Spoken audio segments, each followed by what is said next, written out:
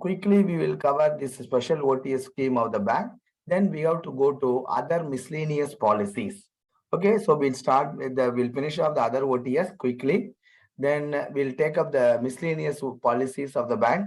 So that will be followed up and covered by tomorrow afternoon by me. I think more or less with that we'll be winding up the session for this year. Okay. Now, here in the normal OTS scheme also, there was some doubt expressed by some participants, even in the class also, no? And I was taking the class, physical class here for the pre-promotion trainees. Now, I have been telling you that is unapplied interest or how much the borrower has to give. I was talking to you about MCLR plus, MCLR minus, etc. On the book liability, it has to be calculated. Now the question is, from which date on the book liability unapplied interest to be calculated? Whether from the NPA date or some other date. So I told you, see, this is, I will make it again clear. On the book liability, that is the unapplied interest, it has to be calculated. MCL plus or something, that is certain. You have to, what is the book liability? From the business intelligence report, you can take the book liability.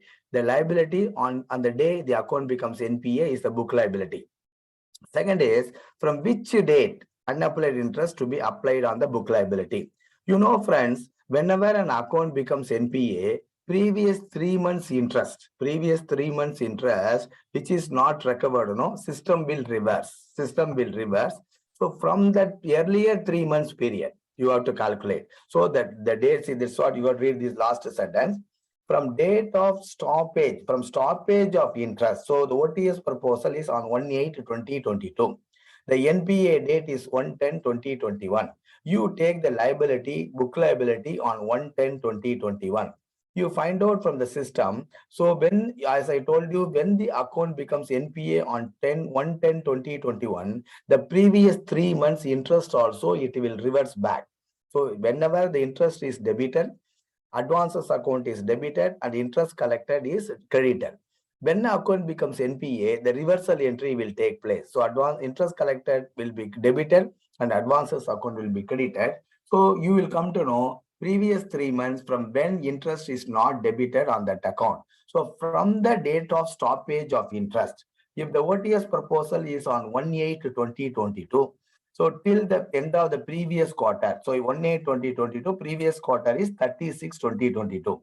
So unapplied interest to be calculated on the book liability from the date of stoppage of interest on that loan till 36/2022. So that is the way you have to calculate unapplied interest or for the OMCL plus 1.50, etc., wherever it is told.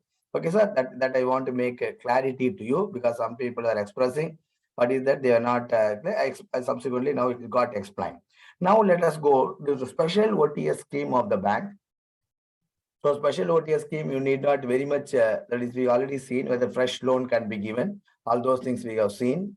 Then commercial segment, consumer segment, I explained to you when you can give the fresh loan to the OTS settled party. Now, so we started with this exercise on the day. Special OTS scheme for NPA in MSME account. This is given in HO Circular 149/2022. So what are all the scheme guidelines and how much the OTS amount is arrived at, that we are going to see now. So in these types of special OTS, from the previous year's experience, generally they ask the questions with regard to, mostly they are not going for, that is what is the settlement formula.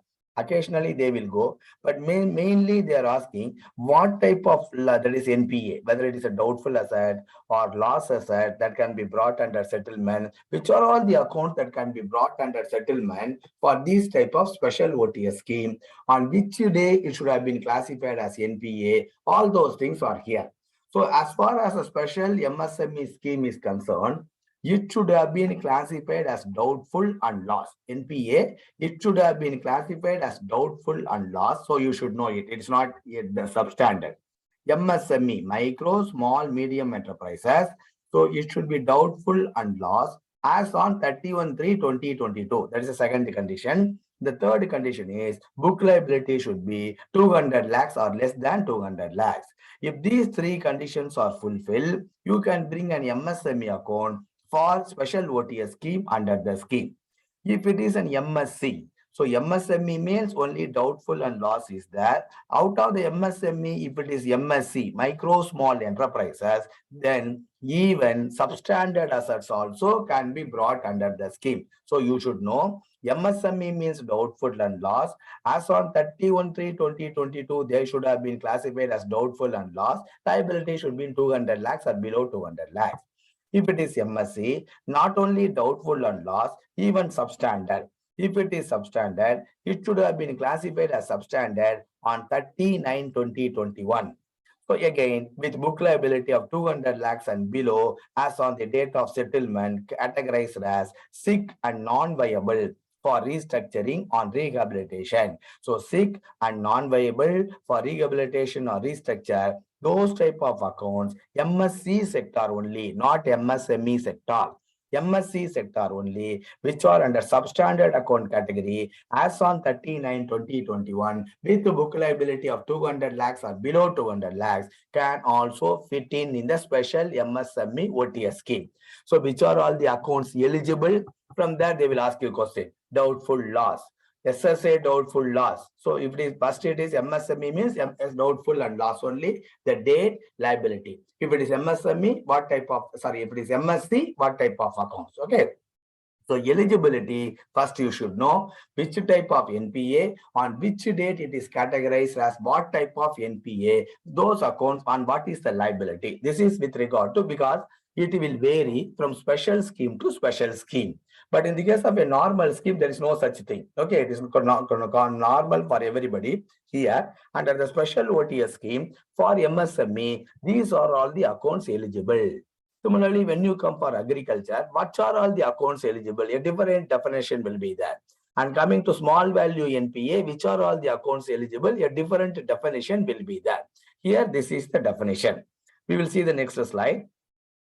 Surface action initiated account, suit file, decreed accounts are eligible. In the normal scheme also, they are eligible.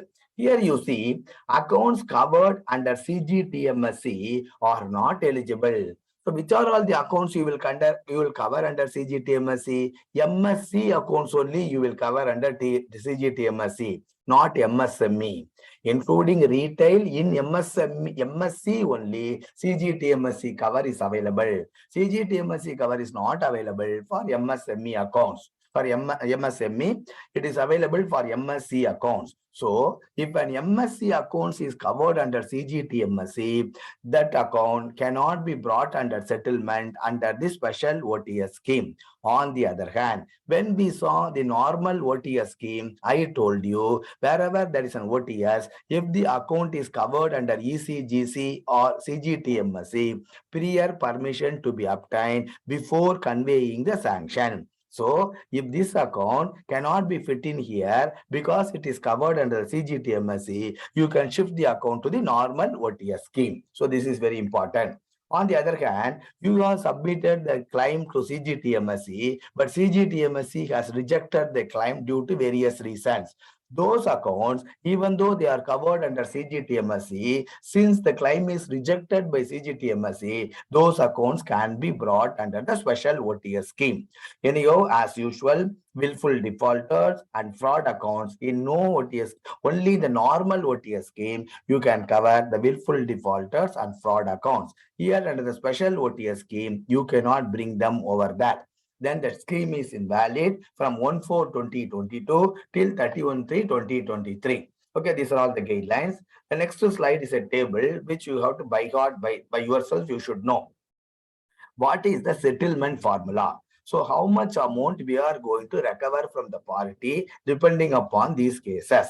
If it is settlement formula for substandard accounts, MSC, I told you, accounts which are in substandard category itself as on 30/9/2021, and if the accounts are classified as substandard, sick, non-viable, then those accounts can be brought under this special scheme. Liability should be less than 200 lakhs, but the account should not be covered under CGTMSE. So what is the settlement formula? Again, three settlement formula. If the realizable value alone is sufficient to contractually due, how much you have to collect from the borrower?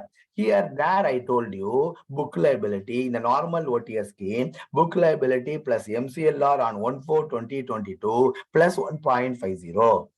Here you see no such case of calculation of book liability plus MCLR 1.50. Straight away, on the book liability, you ask the borrower to pay 90% on the book liability on the date of settlement of the loan. So we are not adding any interest here. That is why I told you special OTS scheme is more liberal towards the borrower. If the liability is more than 10 lakhs up to 100 lakhs, we ask the borrower to pay 95% of the book liability. If it is more than 100 lakhs up to 200 lakhs, we ask the borrower to pay 100% on the book liability. No additional interest like MCLR plus 1.50. Okay, in this case, it is not that. Similarly, when you come to the second category, there book liability plus MCLR minus 0.50. No such concept here. Straight away, you say 80%, 85% or 90% on the book liability. And when both are not sufficient, you say 65%, 80% and 85%. It's very simple. 90, 95, 100. 80, 85, 90, 65, 80 and 85. These numbers you should keep in mind. That is sufficient. Suppose if they big various alternatives, so if the MSC, substandard account under the special OTS scheme, what is the settlement formula? The settlement formula depends upon the three cases. Realizable value is sufficient, realizable value and net worth is sufficient, and both are not sufficient. Straight away, if the liability is up to 10 lakhs, what is the settlement formula? Liability is more than 10 lakhs up to 100 lakhs, what is the settlement formula? If the liability is more than 100 lakhs up to 200 lakhs, what is the settlement formula? So, no calculation of MCLR plus etc. And you are not going to ask the borrower to give book liability plus simple interest on MCLR. You are straight away going to ask the borrower to give 85% or 90% of the book liability. That is the OTS amount. As I told you in some other class, from which report you can get the book liability. What is book liability? On the date of NPA, what is a liability in the account is called the book liability. Book liability on the date of settlement can be generated through Business Intelligence Report 291002. 291002. Okay, now it is doubtful. Next is sorry. If it is a doubtful asset, I told you first slide, the settlement formula, the previous slide was for MSC account substandard.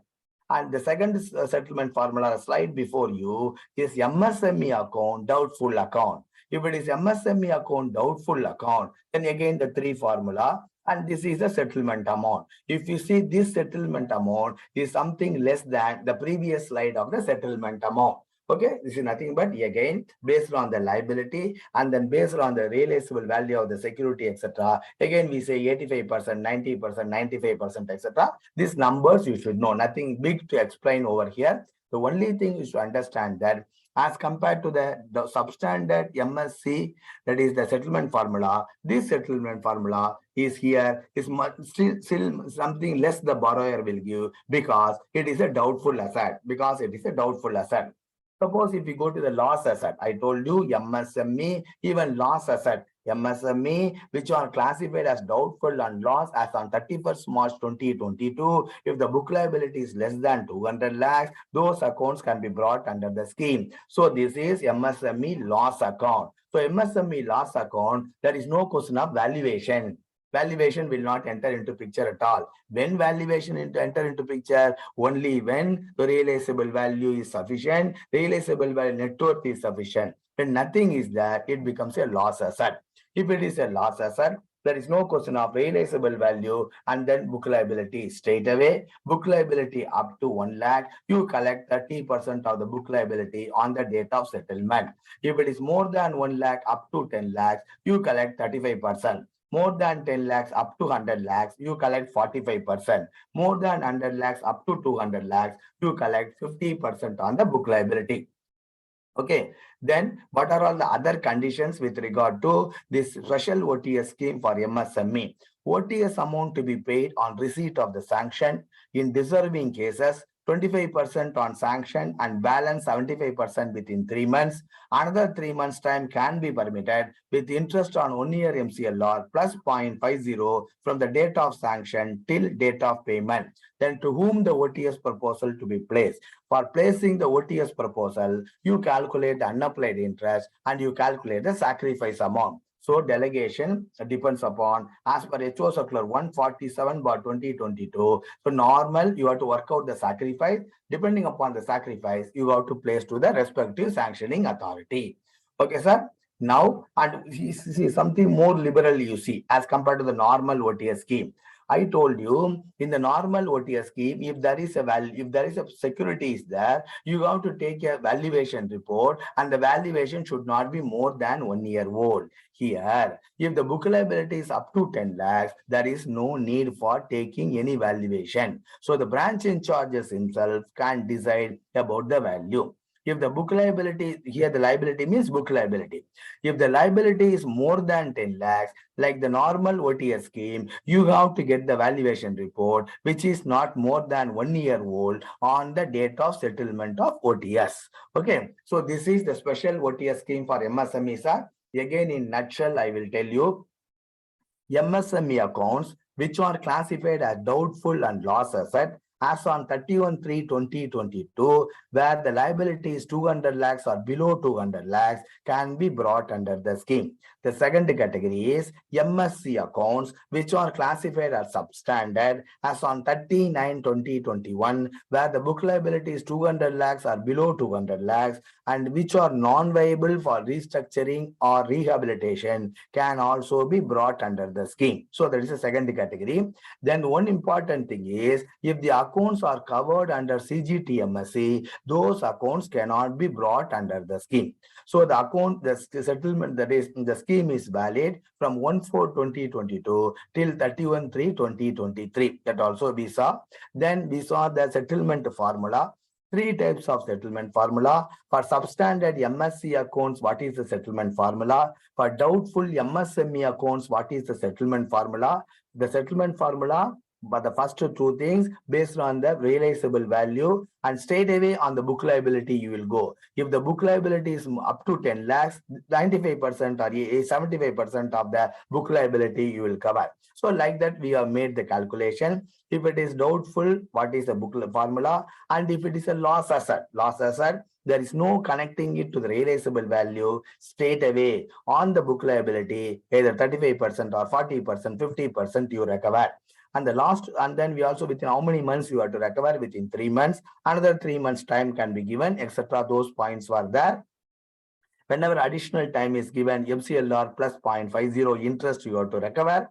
And then the last sentence, which is before you. So there is no need for valuation by the panel valuer if the book liability is less than 10 lakhs. If the book liability is up to 10 lakhs, no need for valuation. If the book liability is above 10 lakhs, as usual, there should be a valuation report which should not be more than 1 year old from the date of proposal. Now let us see the questions, sir. Let us see the question. Two questions are there. You will be able to answer both the questions. Okay, special OTS scheme. So the moment you finish this, if you read this, no, you will understand the concept. So these questions are given to you only to gain a confidence to all of you. So if you know the concept or subject, you can answer any question. 1 second, sir. So, okay, special OTS. You see the first question. Take the odd man out in respect of such special OTS for MSME loans as per HO Circular 149/2022. NPA accounts in MSME sector classified as doubtful and lost as on 31/3/2022 with book liability of 200 lakhs and below as on the date of settlement. That is correct. It is not an odd man. So point number A is correct. Point number B. Substandard accounts in MSC sector with book liability of rupees 200 lakhs and below as on the date of settlement categorized as sick non-viable for restructuring. See, there is substandard accounts with book liability of 200 lakhs and below as on the date of settlement categorized as sick and non-viable for restructuring. So here the one thing is it should have been substandard on 30/9/2021. Okay, that is also that. So point number B is also correct. Point number C. Book liability on the date of settlement to be generated through business intelligence report 291002. Correct. If the liability is more than 10 lakhs, panel valuer to give the valuation, which should not be more than 12 months old. If it is less than 10 lakhs, up to 10 lakhs, the branch in charges themselves can decide about the valuation. So which is the odd man out? None of them are the odd man out. All of them are correct. So question number 1, your answer should be E. Question number 1, your answer should be E. Then let us see question number 2. What is the settlement amount in respect of loss accounts with book liability up to 1 lakh? If you see the table as per the formula, so that is what is the settlement amount in respect of loss accounts with book liability up to 1 lakh. You see the PowerPoint presentation. See, loss account. This is for loss accounts, MSME, book liability up to 1 lakh. If the book liability is up to 1 lakh, the settlement formula is 30% of the book liability on the date of settlement. 30% of the book liability on the date of settlement. So question number 2, your answer should be C. Question number 2, your answer should be C. So this is the main thing with regard to the MSME special OTS scheme. Normally, they will ask you questions with regard to on which date you should have been NPA, what type of NPA, what should have been the book liability, whether CGTMSE covered accounts eligible or not, and what is the settlement formula, within how much time you have to pay. So this is the very essence of special OTS scheme for MSME accounts. So from your book, I have condensed, and from that 149, I have condensed and make this presentation. Okay, then we will go to agriculture. Special OTS scheme for agriculture NPA accounts. So you see here, now we are going to see the difference between MSME special scheme and OTS for agriculture special scheme. Okay, that differences are very important. That is what the examiner is asking. So it is given in 148/2022. HO Circular 148/2022 talks about special OTS for agriculture NPA accounts. What are all the points? Which are all the accounts you will cover under the scheme? Very, very important. Limits sanctioned on or before 31/3/2026. You should have been NPA, that's all. They are not told it should be a doubtful, substandard, or loss assets, etc. So it should have been NPA account. That is special OTS for agriculture NPA accounts. It is categorized as agriculture. It is an NPA. It can be substandard, it can be doubtful or loss asset. But what is the condition? The limit should have been, they are now going by the limits. In agriculture, they are going by limits. Limits should have been sanctioned on or before 31/3/2016. Limit up to 25 lakhs. Accounts with a sanctioned limit of up to 25 lakhs can be covered under the scheme if the limits are sanctioned on or before 31/3/2016. All farmers, for them you have sanctioned agricultural loan, including corporate farmers like HUF, partnership companies, and all other farmers, for them you have sanctioned agricultural loan on or before 31/3/2016, and total limit is not exceeding 25 lakhs in the agriculture, then you can bring those accounts under social scheme under OTS. There should, the only condition is that should have been NPA accounts. If they are not told when you should have been become NPA, they are not told what should be the book liability, only the sanctioned limit. They are not told what should be the book liability. They are not told when you should have become NPA. They are not told whether it is substandard, doubtful, or loss asset. You see the MSME scheme and this scheme, you will get a lot of difference. Then accounts eligible under SARFAESI are not covered. You know, there are certain agricultural loans like poultry loan or coffee plantation, tea plantation, etc. You can bring those accounts under SARFAESI. So those accounts which are eligible under SARFAESI, even though they are agriculture, so they cannot be brought under the special OTS scheme. Whereas MSME scheme, accounts eligible under SARFAESI also can be covered under the MSME scheme. Okay, so these are all the difference between the schemes. Then gold loan, BSL, tractor loans, tractor loans, loans backed by securities like deposit and approved securities, willful defaulters. Anyhow, in no case, willful defaulter and fraud case, they are not covered. See, then suppose the loans are sanctioned before on or before 31/3/2016. Limit is up to 25 lakhs. They are NPA today. So loans which are sanctioned on or before 31/3/2026 to 2016 and if with a repayment holiday, in that case, what is the criteria? Accounts with repayment holiday should have been sanctioned on or before 31/3/2016 and first installment should have been fallen due on or before 31/3/2017. So here it is very simple. This settlement is not based on the book liability. This settlement is not based on only SSA, DA or doubtful loss. All types of NPAs on the date of settlement. So the sanctioned limit should be 25 up to 25 lakhs. The loan should have been sanctioned on or before 31/3/2016. If the loan is sanctioned with a repayment holiday, it should have been sanctioned on or before 31/3/2016 and the first installment should have fallen due on or before 31/3/2017. Like the earlier scheme, it is also valid from 1/4/2022 till 31/3/2023. Now, what is the settlement formula?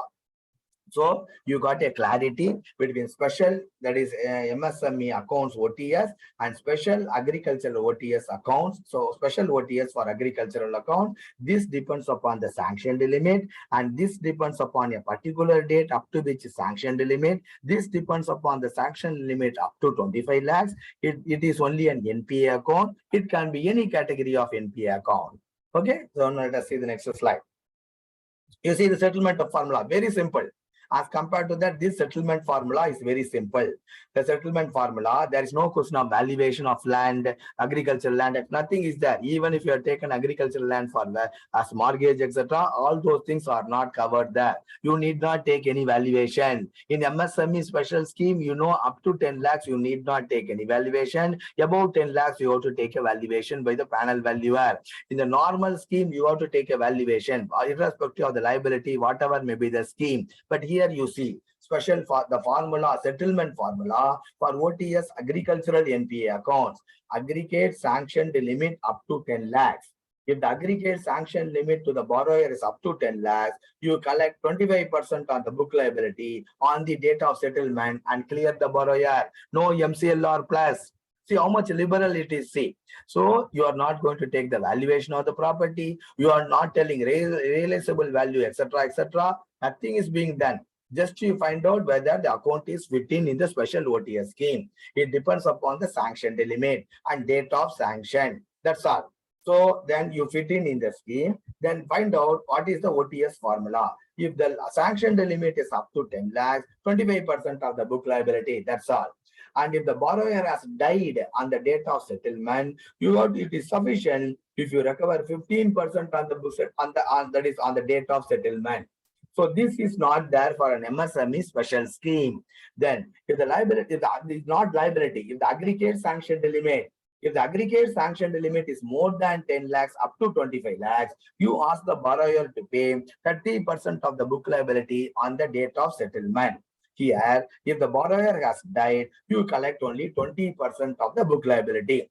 Sir, the settlement formula for the OTS, special OTS for agriculture, so depends upon the sanctioned limit. Up to 25, up to that is 10 lakhs of the sanctioned limit, 25% of the book liability. If the borrower has died, 15% of the book liability. You don't need two formulas. If it is more than 10 lakhs up to 25 lakhs, 30% of the book liability. In this case, if the borrower is died, 20% of the book liability. Very simple formula for settlement of OTS for agricultural account. You need not worry about whether agricultural land is mortgage, whether you have this collateral you are having. You need not do any valuation. Just to find out what is aggregate sanctioned limit. When the sanctioned limit was done, including non-corporate farmers, you fit in them, whether you fit in them, ask them to pay this much money. Borrower is alive, borrower is not alive. Settlement formula is based on the sanctioned limit, not on NPA, liability, etc. No calculation of MCLR plus, etc. on the book liability. You see how much liberal it is. Sanctioned limit up to 25 lakhs. You are bringing it under the special OTS scheme. So who is the sanctioning authority? To find out the sanctioning authority, as per the normal OTS scheme, you have to calculate the sacrifice amount. That is for your internal purpose. Okay, sacrifice. So here you see, branch head is also empowered to settle OTS under the special OTS scheme for NPA agriculture. Branch head is empowered to settle the loans with aggregate sanctioned limit up to rupees 5 lakhs as per the guidelines outlined. So if the sanctioned limit is up to 5 lakhs, branch in charges themselves, whatever category they are, either small branch, medium branch, large branch, etc., they themselves can settle the OTS. If the sanctioned limit is above 5 lakhs up to 25 lakhs, you know, the scheme is eligible if the sanctioned limit is up to 25 lakhs. Loan sanctioned on or before 31/3/2016. So, if the sanctioned limit is up to 5 lakhs, branch in charges themselves can settle. If the sanctioned limit is above 5 lakhs up to 25 lakhs, it need not go to CO, etc. RO head itself can decide the OTS. Okay, they themselves can settle. So this can settle the OTS. For the calculation of the sacrifice amount, etc., it has to go to some authority. But here you see next point. Branches, ROs, COs. To note that irrespective of the sacrifice amount, branches, ROs, COs, to note that irrespective of the sacrifice amount, branches, ROs empowered to settle the loan. Under special OTS scheme, this is additional advantage you are having for agricultural NPA accounts. Irrespective of the sacrifice amount, branches can settle or RO can settle. Okay, this is what I want to drive home under special OTS. Again, 10% on the date of settlement, 25% within 30 days, balance within 3 months, maximum 6 months can be given at simple 6% is simple interest from the date of OTS till payment. This differs from scheme to scheme, you should know.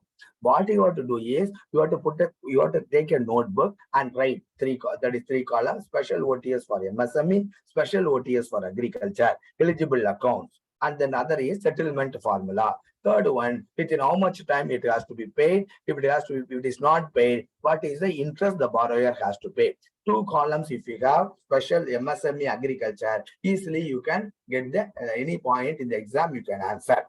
Then general. One important thing here, to be disposed of within 15 days from the date of receipt. So this type of condition is not put in other OTS scheme. So as I told you, IBBS examiner is always interested if he sees any number in your circular or manual, immediately put it as a question. So this OTS proposal to be settled within 15 days from the date of receipt of that is OTS proposal. Okay, sir. Then, so we saw MSME, then we saw agriculture. The agriculture is much easier as compared to special OTS for MSME.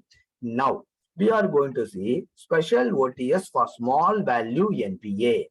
So, what do you mean by special OTS for small value? Agriculture you already saw, MSME you already saw.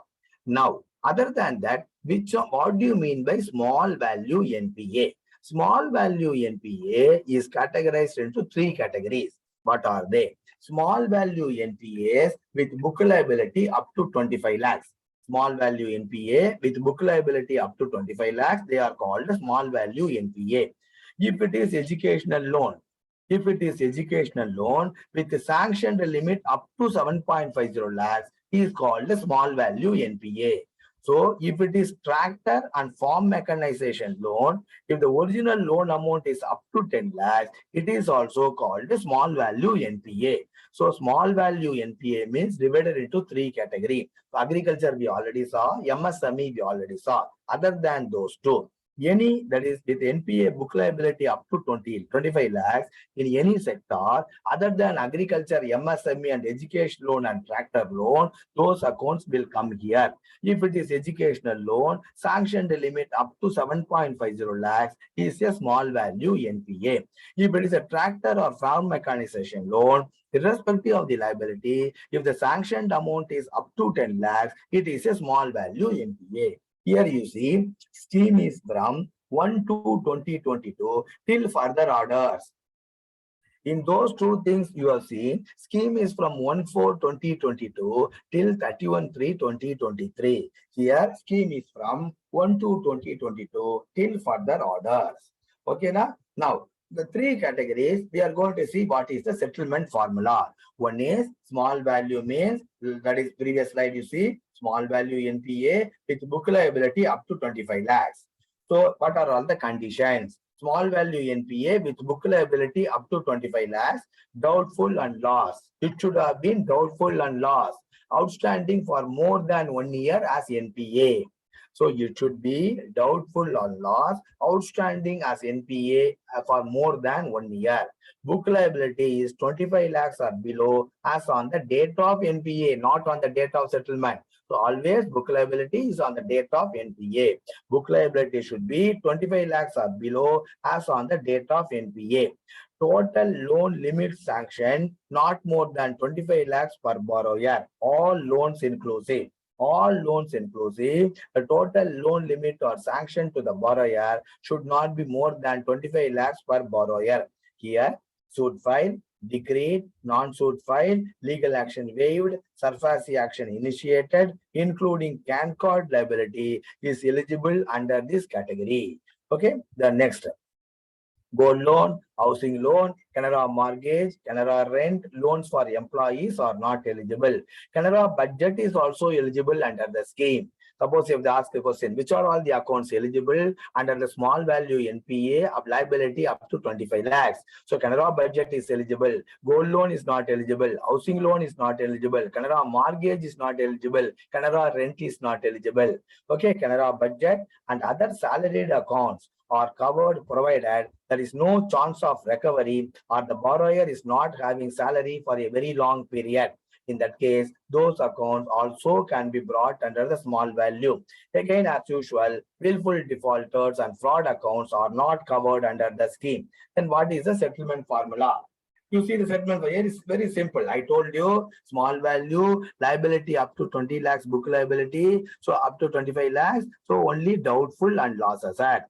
If it is a doubtful asset, what is the settlement formula? Book liability as on the date of NPA up to, so here you are going to give the settlement formula based on the book liability. If the book liability is up to 25,000, if it is DA1, one settlement formula. If the book liability is up to 25,000, if it is DA more than or up to 3, another settlement formula. If the DA more than 3, another settlement formula. Mostly, that is, you need not that much give concentration on the settlement formula, but it is better if you give concentration on the scheme guidelines. That is more important. Then, if it is a loss asset, I told you doubtful and loss asset is eligible, small value NPA liability up to 25 lakhs. So, for loss asset, what is the settlement formula? Loss asset, book liability as on the date of NPA up to 25,000 maximum possible. Like that it is that. Based on the book liability, they say at least 25%. You see the previous slide, based on the book liability, if it is DA1, DA more than 1, DA more than 3. Loss asset, you have only 1. Again, based on the book liability, up to 25,000, etc., etc. This is the amount you have to recover as for the, that is OTS scheme. Here also you see there is no question of valuation. There is no question of valuation report, etc., etc. should be there. The MSME special scheme more than 10 lakhs, it is there. Here no such guidelines are given to you. The delegation of power is based on the sacrifice amount. How to calculate the sacrifice amount, we already know. So branch in charges also. So in the special OTS scheme for agriculture, if the sanctioned limit is up to 5 lakhs, branch in charges can settle. For agriculture special scheme, if the sanctioned limit is more than 5 lakhs up to 25 lakhs, RO get CAC will settle. Here you see special OTS scheme liability up to 25 lakhs. Branch in charges can also settle if it is a loss account. So I know doubtful and loss assets are covered. If it is a loss asset, then branch in charges can settle OTS up to the delegated powers up to 50 loss accounts. If it is a doubtful accounts, they cannot settle. In a financial year, circulate can increase the number. 10 to 15% of the OTS amount, 3 months, etc. This you should know. Here you see, in the case of normal OTS scheme, please recollect. In the case of a normal OTS scheme, prior permission from ECGC is required before informing the sanction. In the case of a special MSME account, CGTMSE covered accounts are not eligible. In the case of agriculture, no CGTMSE. In the case of small value NPA accounts, also if they are covered under the CGTMSE, etc., prior approval from them to be recovered. So subsidy, ECGC, DACGC, CGTMSE claims, etc., are over and above the settlement amount. Okay, sir. If it is an educational loan, so under small value, three categories: book liability up to 25 lakhs, and then second one is educational loan.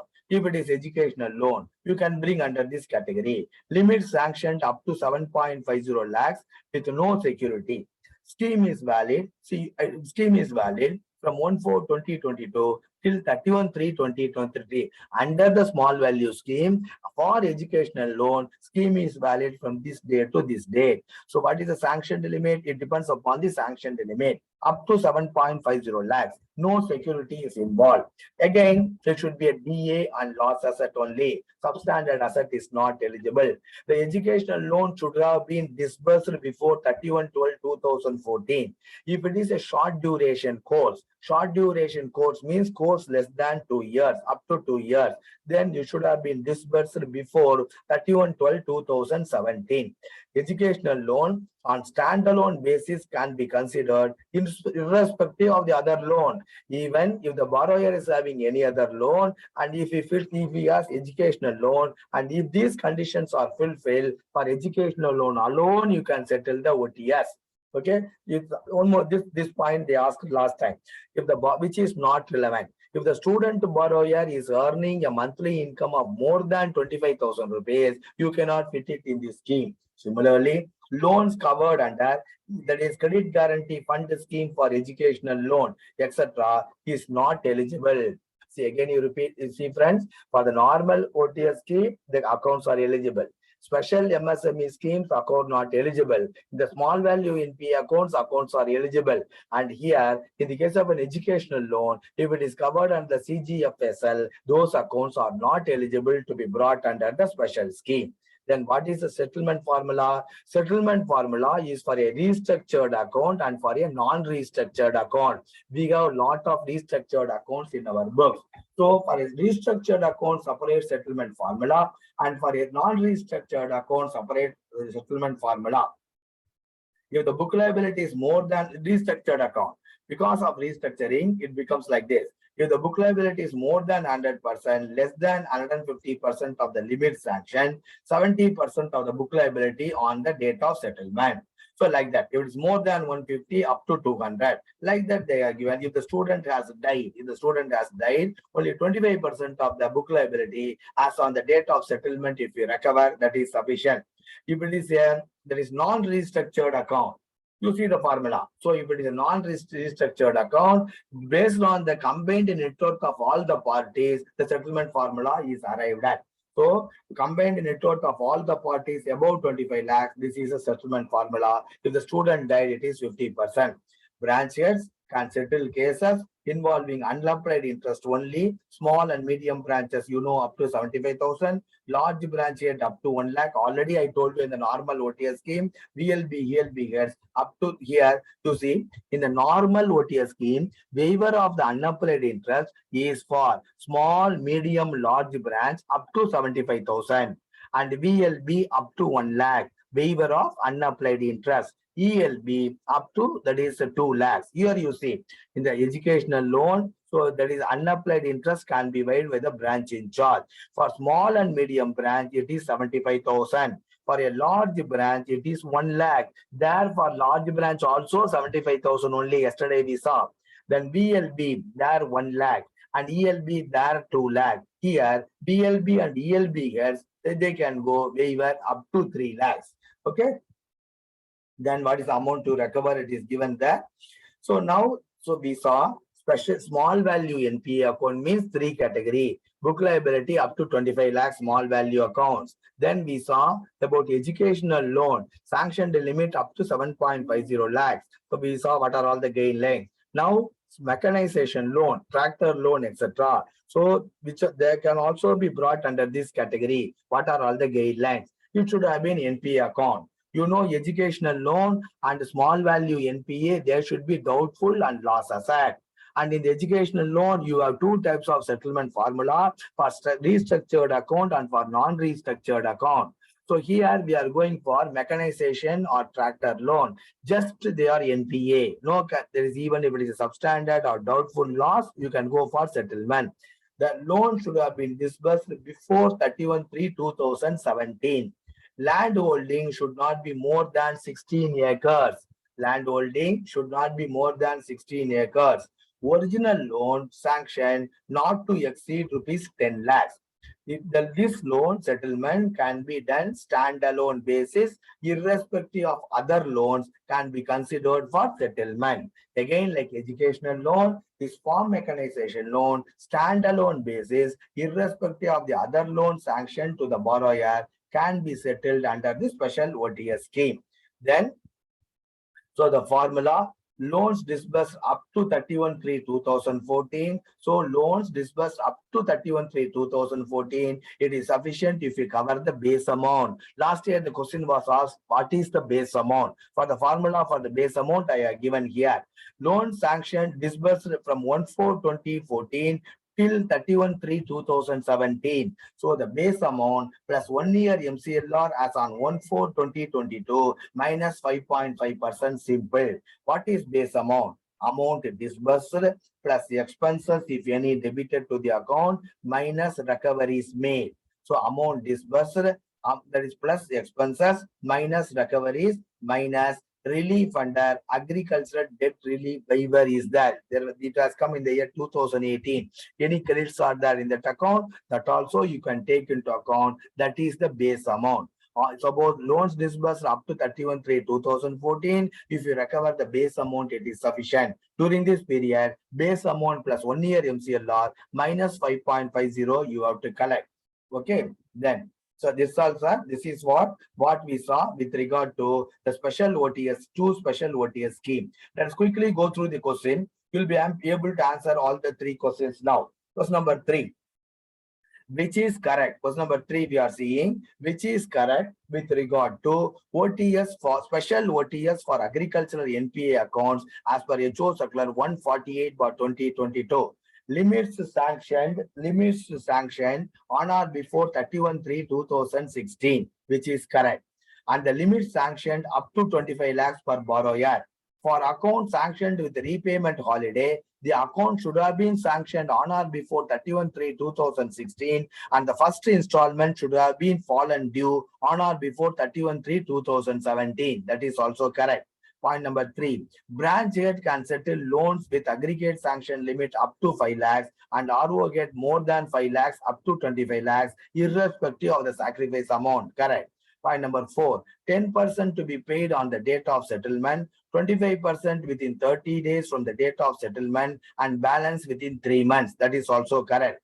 Point number 5, maximum 6 months can be permitted with interest 6% on the OTS amount from the date of OTS. So none of these. So what is your answer? Which is correct with regard to that is OTS and a special? 1 is correct, 2 is correct, 3 is correct, 4 is correct, and then 5 is also correct. So 1 to 5 all. So friends, point number 1, 2, 3, 4, 5. What I showed you by means of a PowerPoint presentation, I have brought it here. All these 5 points are in the circular, which is correct. All of them are correct. 1 to 5 all are correct. So for question number 3, your answer should be B.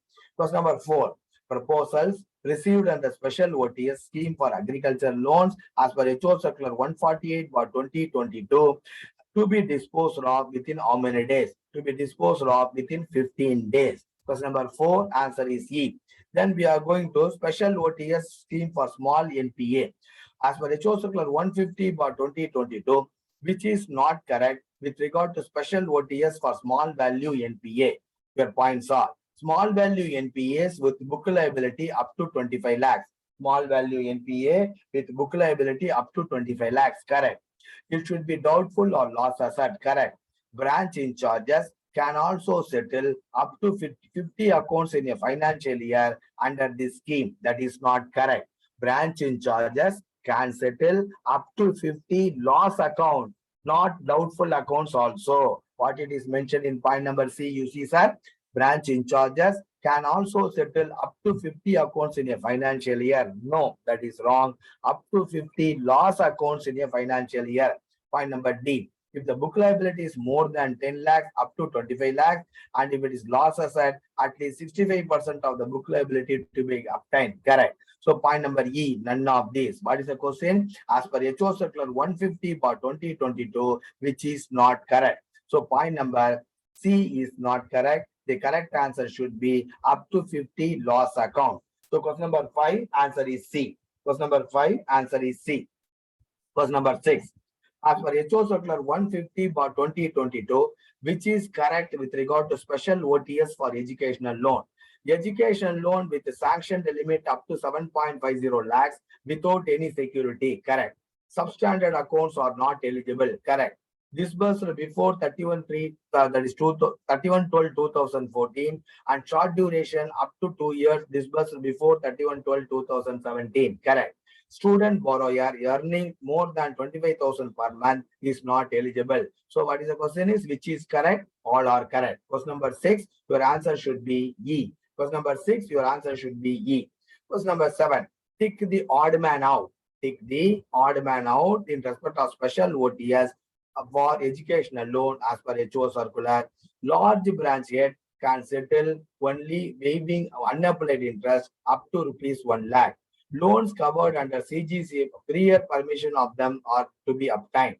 In respect of restructured educational loan accounts, if student has died, at least 25% of the book liability to be obtained. So what is the question? None of this. Take the odd man out, which is the wrong point. That is the odd man out. If you see here, point number B is the odd man out, which is wrong. Loans covered under CGF ESL, CGF WSD, prior permission to be obtained. I told you, educational loan, if they are covered there, they are not eligible under the special OTS scheme. So we take the odd man out. Odd man means wrong. Question number 7, answer is B. Question number 8. Special OTS HO Circular 150 by 2022 for tractor and farm mechanization loan is announced, which is irrelevant, which is wrong. The question is, which is wrong.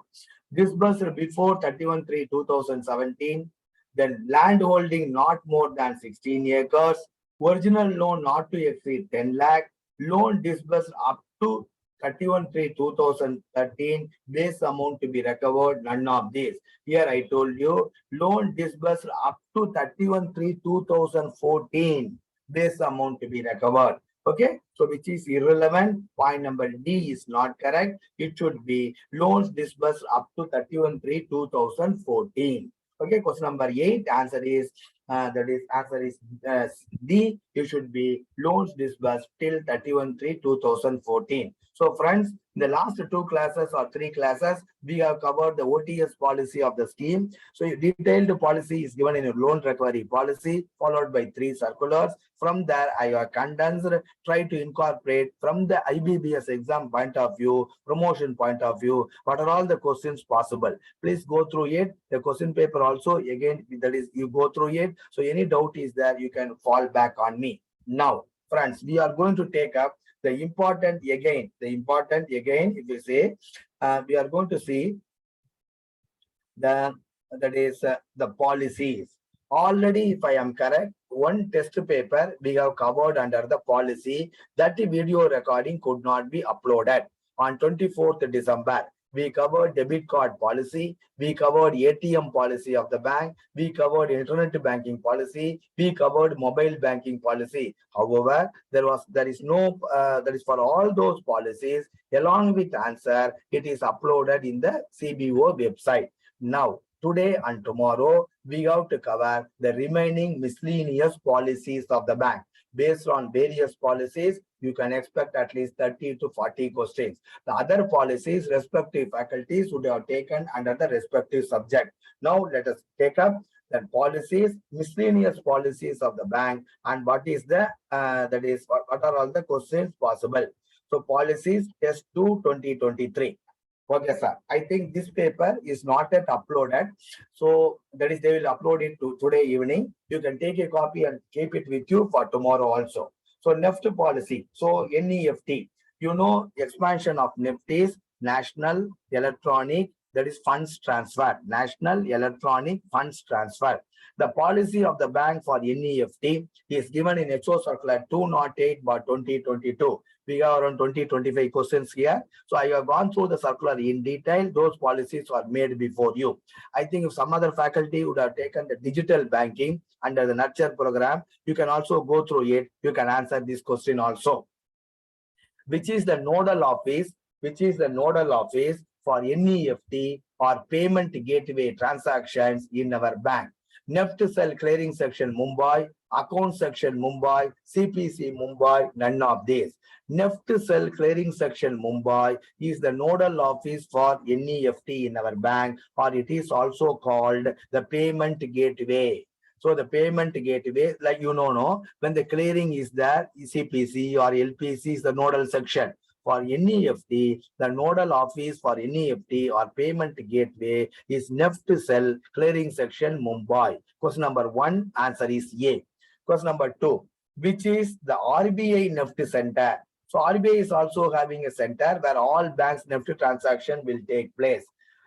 National Clearing Cell RBI Mumbai, NEFT cell RBI, funds transfer cell RBI, none of these. So for question number 2 also, answer is A.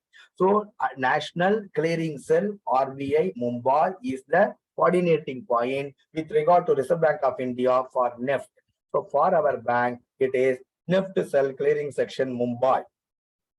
For RBI, NEFT center is National Clearing Cell RBI Mumbai. So question number 1, answer is A. Question number 2 also, answer is A. Question number 3, NEFT for walk-in customers. See friends, for walk-in customers also, so the banks can accept cash and put through NEFT transaction. You also know for walk-in customers, bank can give demand draft. The customer, when they are having an account, bank can issue a demand draft, but they can issue demand draft up to 49,999 only. Demand drafts of 50,000 and above should necessarily be account debit only. That is RBI guideline. Again, I repeat. For demand draft up to 49,999, so you can issue demand draft by accepting cash from the customer on a day. If the amount is 50,000 and above, by accepting cash, you cannot issue demand draft. Your account should be necessarily passed through the account. Coming to NEFT. For walk-in customers also, you can accept cash and put through NEFT. It is not necessary they should have an account with you. But here, what is the amount? Amount is up to and inclusive of 50,000. Question number 3, answer is A. So for demand draft up to 49,999. But in there are NEFT for walk-in customers up to and inclusive of 50,000. Up to 50,000 you can accept and put through the NEFT. Question number 3, answer is A. So demand draft and NEFT difference I told you. Question number 4. For remittances of funds under NEFT by non-customers, identification document like passport, PAN, Aadhaar, etc. for making the remittance to be obtained. Yes, correct. If the customer is a walk-in customer, you can put through NEFT up to 50,000 rupees, including 50,000 rupees. And for any identification document, you have to obtain from them. And you should also get his mobile number. In case the NEFT transaction is returned, you should be able to contact him and give him back the money because he is not having an account. So for question number 4, answer is true. Question number 5. NEFT transactions of rupees dash requires 2 authorizers in our bank. NEFT transaction of rupees dash requires 2 authorizers. So if the NEFT transaction is rupees 10 lakhs and above, if the NEFT transaction is rupees 10 lakhs and above, we require 2 authorizers. Similarly, for RTGS also authorizers, 2 authorizers, 3 authorizers are there. When it comes there, we will see. So for NEFT transaction, if the amount is 10 lakhs and above, 2 authorizers are required. Question number 5, answer is A. Question number 6, what is NEFT? Expand NEFT. National Electronic Fund Transfer, National Electric Fund Transfer, National Electronic Funds Transfer, National Electronic Forward Transfer. Sir, NEFT expansion as per Reserve Bank of India guideline, National Electronic Funds Transfer, not Electronic Fund Transfer, National Electronic Funds Transfer. Question number 6, answer is C. Question number 7, expand SFMS. Question number 6, expand SFMS. So what is the answer for that? See, structured financial message system, structured financial messaging system, structured finance messaging system, none of these. None of this is the correct answer. Expand SF, that is SFMS. What is the correct answer for that? The correct answer is structured financial messaging system. So structured financial messaging system, you are here, you are given structured financial message system. No, it should be structured financial messaging system. Question number 7, none of these. The what is expansion? None of these are the correct expansion. The correct expansion is structured financial messaging system. Then question number 8. Under NEFT, there will be 48 half-yearly settlements per day, starting from dash hours to dash hours without holidays and on 24/7 basis. So from which time to which time RTGS is working 24/7 without any holiday. So what is that? That is question number 8. The time is A. The answer is A. That is morning, early morning, midnight.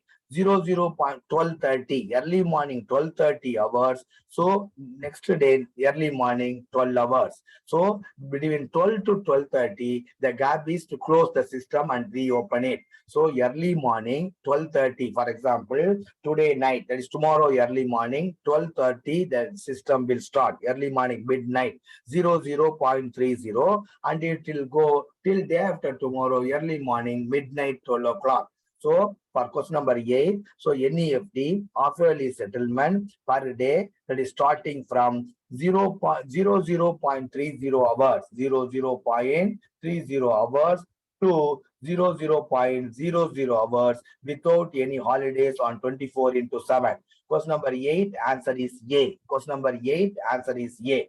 Then question number 9, which is correct with regard to Indo-Nepal remittance through NEFT, which is correct with regard to, that is correct guidelines for Indo-Nepal remittance through NEFT. Last year, there was a change in Reserve Bank of India guidelines for Indo-Nepal remittance. That is why this question is put before you. Point number 1, maximum, question number 9. We are discussing question number 9.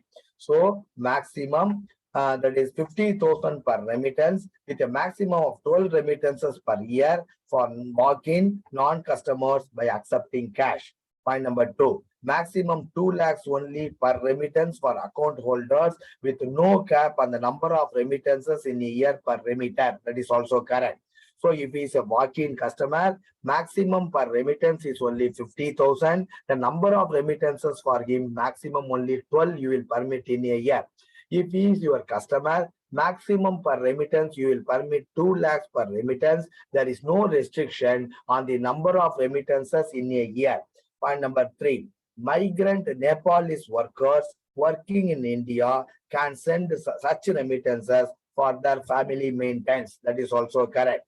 In the other end, if the account is not credited to the beneficiary account, or if the beneficiary does not approach the Nepal State Bank within 7 days of receipt of the fund, Nepal State Bank Limited will return the amount to the sending bank in India. Yes. In the other hand, if the fund is not credited to the beneficiary's account within how many days? Within 7 days of receipt. Whenever you are doing for Nepalese laborers, fund transfer through NEFT, the money will go to Nepal State Bank of India. So from the Nepal State Bank of India, either personally they will deliver the money to the people over there, or if they are having account, the money will be credited there. So what is the point? In the other end, point number 4 we are reading. In the other end, if the amount is not credited to the beneficiary account, or if the beneficiary does not approach the Nepal State Bank within 7 days of receipt of the fund, Nepal State Bank Limited will return the amount to the sending bank in India. So within 7 days, correct. Point number 5. Point number 5, it is one-way remittance from India to Nepal only and not vice versa. That is correct. From Nepal, you cannot send it to India. That is also correct. So 1 to 5 all are correct. Because this question I am expecting, sir, because earlier it was For everybody, it was 50,000 up to 12 transactions in a year, 12 transactions in a year.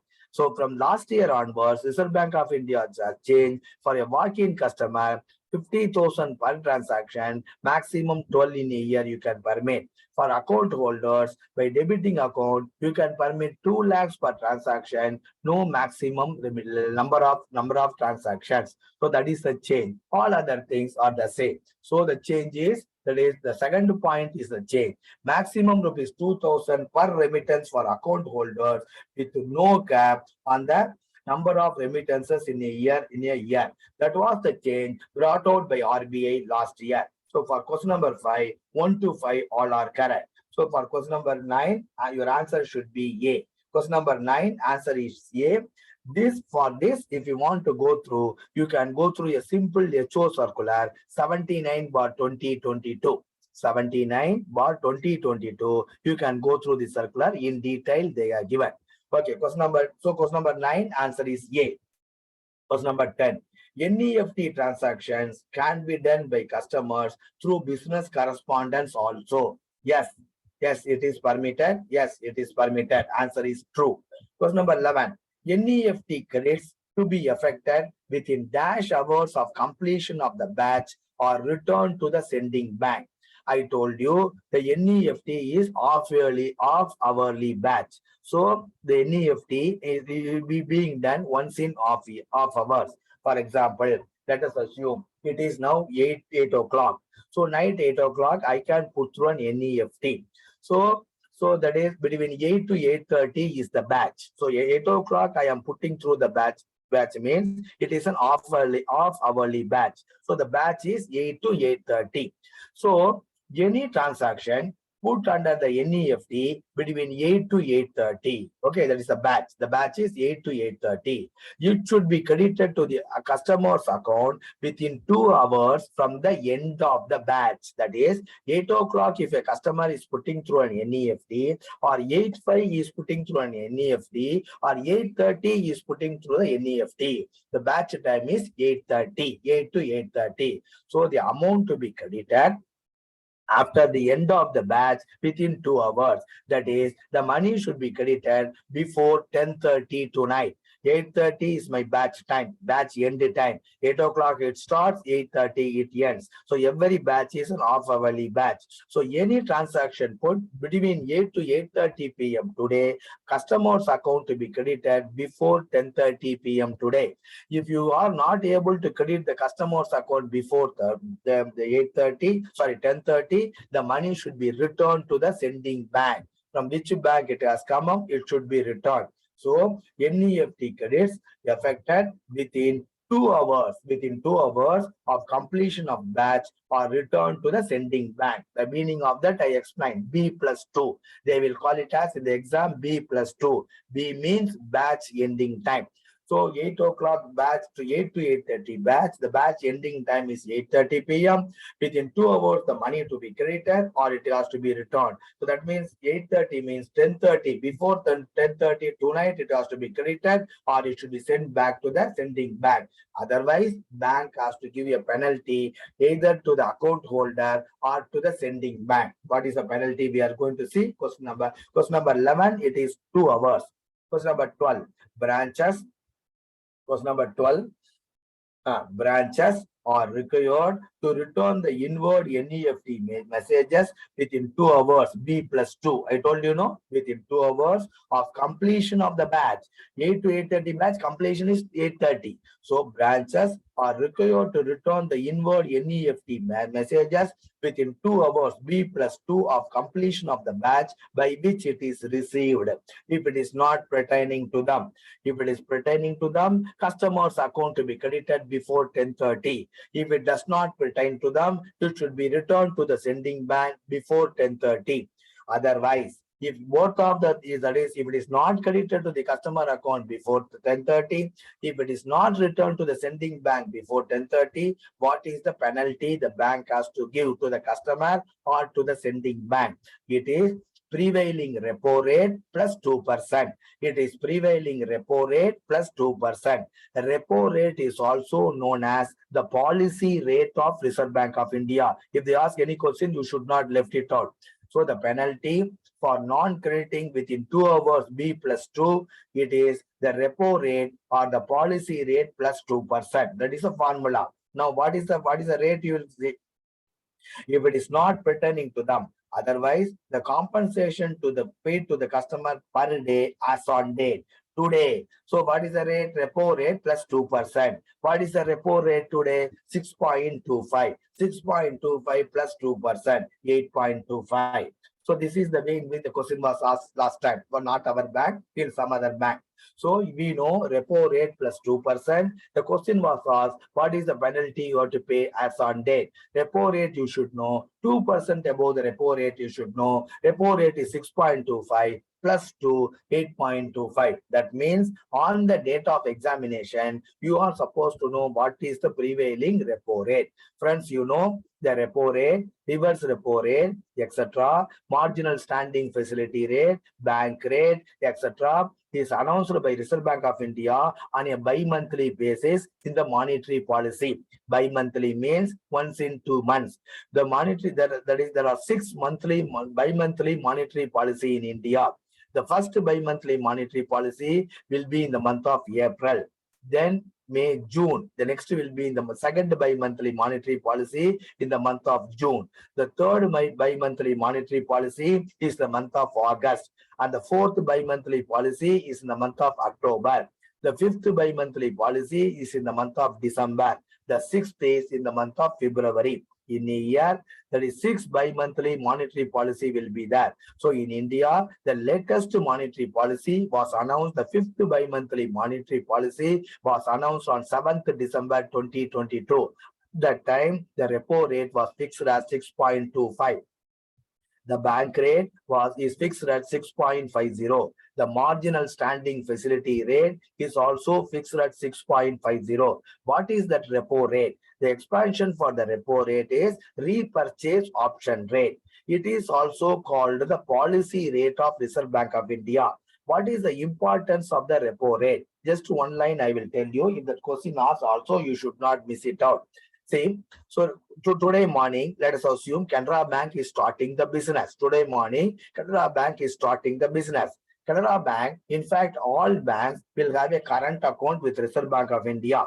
So today, all transactions between customers, between banks, suppose if a transaction to be done between banks, either through RTGS or NEFT or whatever method, IMPS, it will be routed through from the Reserve Bank of India account. For example, if a customer is putting through a NEFT transaction in Canara Bank, first the current account with Canara Bank will be debited.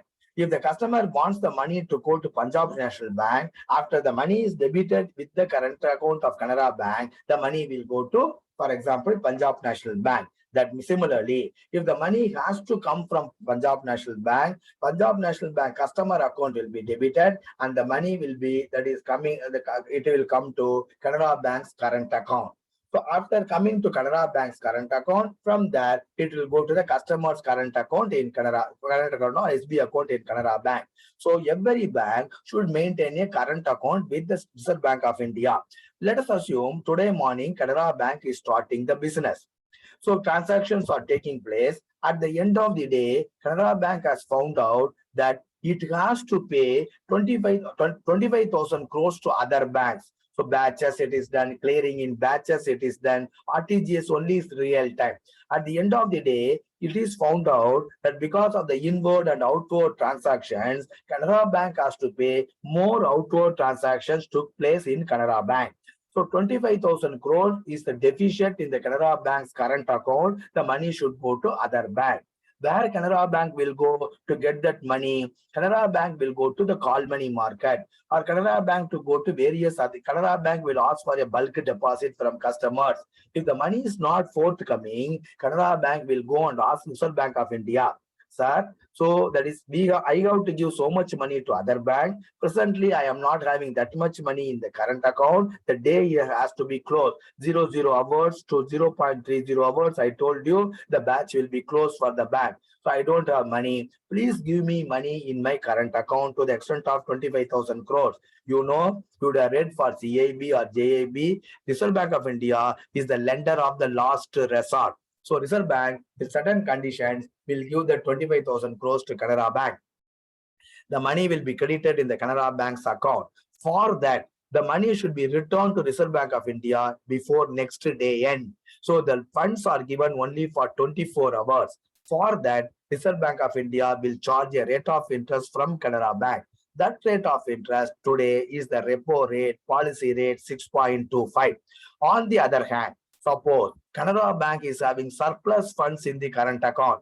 Canara Bank will go and ask RBI, sir, we have surplus account, whether will you take it and give it to other banks? Yes, Reserve Bank will say, give the money to me, tomorrow I will give you back the money. So when the money is given to Reserve Bank of India, for that, Reserve Bank of India will give a rate of interest to Canara Bank. That is called the reverse repo rate. As on date, as per the 5th bi-monthly policy of the 22-23, which is announced by the Governor of Reserve Bank of India on 7th December 2022, the repo rate is 6.25, the reverse repo rate is 3.35. The difference between a repo rate and reverse repo rate is 2.90. That is the profit to Reserve Bank of India. That is called repo corridor. Repo corridor. Okay. So whenever there is this type of a delay in NEFT credit or NEFT is not returned to the sending bank, so the penalty is repo rate plus 2%. Today repo rate is 6.25 plus 2%. Your answer for question number 12 is 8.25. Why I told the repo rate, reverse repo rate, etc. The last change has already taken place on 7th December. The next change will take place only in the month of February, the 6th bi-monthly monetary policy. If they ask the question, how many monetary policy committee how many times the monetary policy committee will meet, or the 5th bi-monthly monetary policy will be on which month? It is in the month of December. It is already over. So what is the rate prevailing today will be as on date for your exam. The exam is only 22nd January or 28th January for the clerical staff. So the rate will be the same, which is as on date, until suddenly RBI changes the rate. So question number 12, answer is E. Question number 13. What is the minimum amount for NEFT? No minimum, rupees 1, rupees 10, rupees, that is 100. So minimum, even though we say there is no minimum or maximum in NEFT, at least 1 rupee to be transferred under NEFT. So question number 13, answer is B. So generally we say no minimum or maximum. Any amount can be sent under NEFT, but minimum should be at least rupees 1. So question number 13, answer is B. Question number 13, answer is B. Question number 14. Under NEFT, National Electronic Funds Transfer, in straight-through process, straight-through, no, there is no manual intervention in NEFT. Under NEFT, in straight-through process, beneficiary account will be credited based on what the benefit, because the challan customer will fill. So there is name of the bank, so IFS code he will give, then customer name, customer account number, etc. he will give. So then you are keying in the system, name of the customer, account number, amount to be transferred, account to be debited, etc. So amount automatically will go to RBI. From there, it will go to the other bank. Under NEFT, in a straight-through process, beneficiary account will be credited based on what? Account number and name of the beneficiary. Then account number only, beneficiary name only, none of these. Sir, system will not validate the name of the account along with the name of the beneficiary. So the system will fetch only the IFS code and the system will fetch only the account number. So whatever may be the name, the system will not validate. Based on the account number only, the money is transmitted to the other bank. So the account number, customer has to give correctly. You have to key in the appropriate package correctly. So it is only account number. So question number 14, answer is B. Question number 14, answer is B. Question number 15. In NEFT, there will be 48 half-hourly settlement starting from 0.030 hours to 0.00 hours. This is from which day? They asked the date. So before that date, it was only half-hourly or 24-hourly settlement. But they made it 24 into 7 half-hourly settlement. That it starts from, that is 12:30 early morning, that is 00.30 hours. It ends with next day early morning 00 hours, midnight 12. So this is from which date Reserve Bank of India has introduced. That question was asked. We may think it is a relevant question, irrelevant question, but examiner, if they ask, we got to take the correct answer. So from which date? Question number 15, answer is 16th December 2019. Please note it down. People who are noting it down. For question number 16, answer is 16th December 2019. Then question number 17. Sorry, question number 15 is over. Question number 16. For which customers NEFT charges are not applicable if they use alternative channels to remit money under NEFT. So you are given, that is, what do you say? You are given mobile banking to the customer. You are given, that is, internet banking to the customer. So you know, customers can transfer funds through internet banking by using NEFT or by using RTGS or by doing IMPS. If it is IMPS, maximum 5 lakhs they can transfer. If it is RTGS, minimum amount is 2 lakhs, maximum amount is unlimited, but definitely for different sector you have fixed the amount. Under NEFT, minimum is 1 rupee, maximum is unlimited. Now the question is, when the customer is not coming to your branch, if he comes to your branch, if he asks you to do RTGS, you will charge him. If he comes to your branch, you ask him to do NEFT, you will charge him. By sitting at home, either through internet banking or through mobile banking, if he transfers fund from his account to another bank under NEFT, by using the option NEFT, if the customer transfers the funds from his account to other bank accounts, so there are no charges. Again, I repeat, if the customer, by using alternative channel, by using NEFT, if they use NEFT for funds transfer, the system will not debit any money to his account as NEFT charges. It is free. It is applicable for what account? It is applicable only for SB account. I am an SB account holder of your bank. I will log in on my internet. I will transfer money under NEFT from my account to my friend's account. I will use 3 options it will give. NEFT, RTGS, if it is above 2 lakhs, or IMPS, it will lose. If I put NEFT, so system will not debit any amount for me or charges for NEFT. This facility is available only to SB account holders. So again, I repeat, for question number 16, for which customers NEFT charges are not applicable if they use alternative channels to remit money under NEFT for SB account holders. But if they use IMPS or if they use RTGS, charges are applicable even if they put through the alternative channels. Okay, for question number 16, answer is A. Question number 17, expand IFSC. So expand IFSC.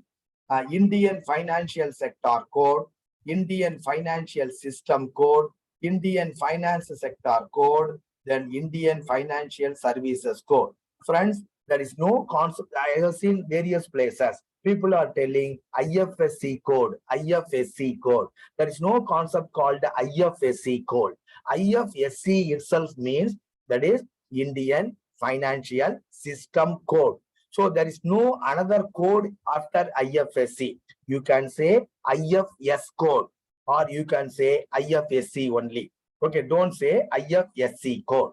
So you say either IFS code means Indian Financial System Code, or you say IFSC. So IFSC also means Indian Financial System Code. So that is a definition by RBI for IFSC. So question number 17, answer is B. Question number 17, answer is B. Question number 18. The fifth digit in IFSC, that is Indian Financial System Code, is the dash code. Friends, you know, the IFSC has how many digits are? It is alphanumeric. IFSC is alphanumeric. It has 11 digits. So it has 11 digits. First 4 digits is the alpha. For example, all of you are aware, for Canara Bank, it is CNRB. First 4 digits represents the bank. Then I told you it consists of totally 11 digits. First 4 digits represents the bank. So what is fifth digit? The question is asked. Now today the fifth digit is 0, we know. From sixth digit onwards, it represents what? First 4 digits represents the bank code, CNRB. From sixth digit to 11th digit, it represents the branch code, CNRB 002616, something you are telling.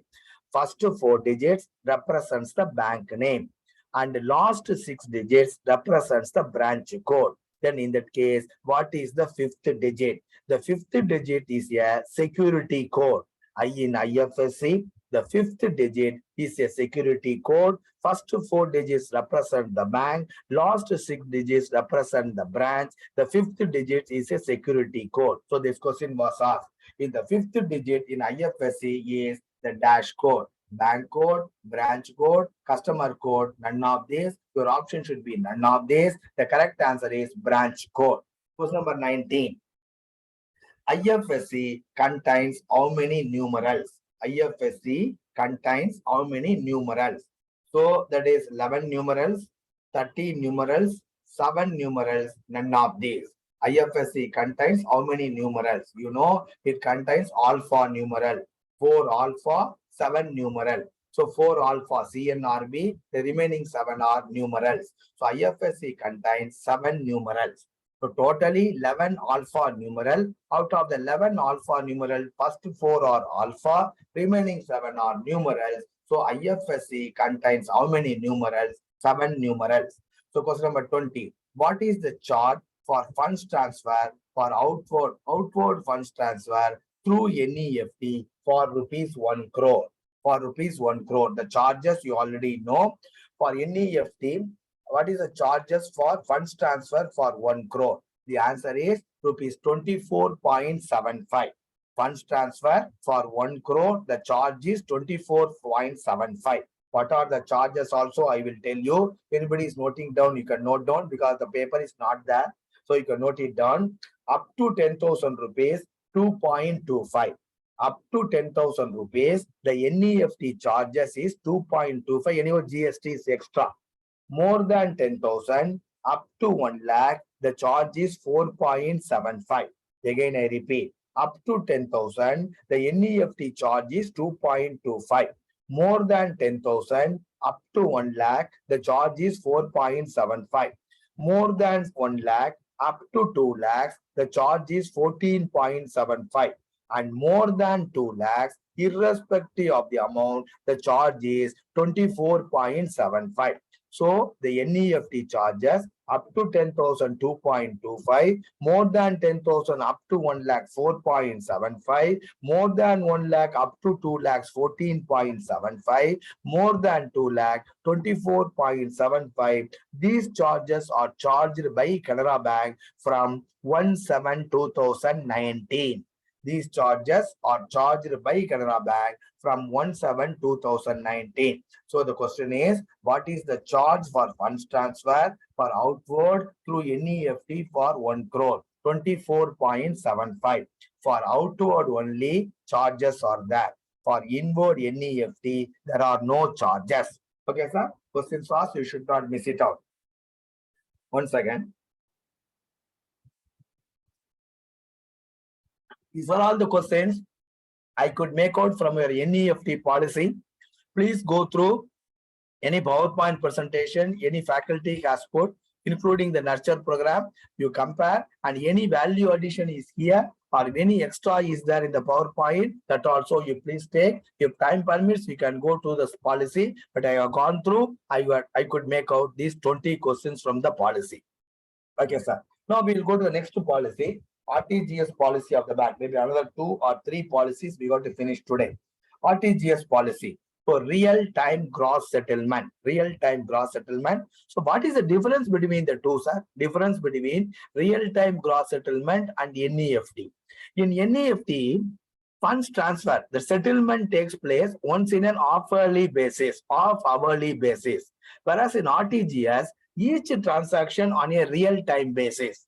In NEFT, for half an hour, what are all the inward, that is outward, that is remittances have come, they are bundled, and net transfer takes place between bank to bank, like clearing. Whereas in RTGS, every transaction, each transaction is independent transaction. They are not added. Every transaction on a real-time basis. What do you mean by that? I will tell.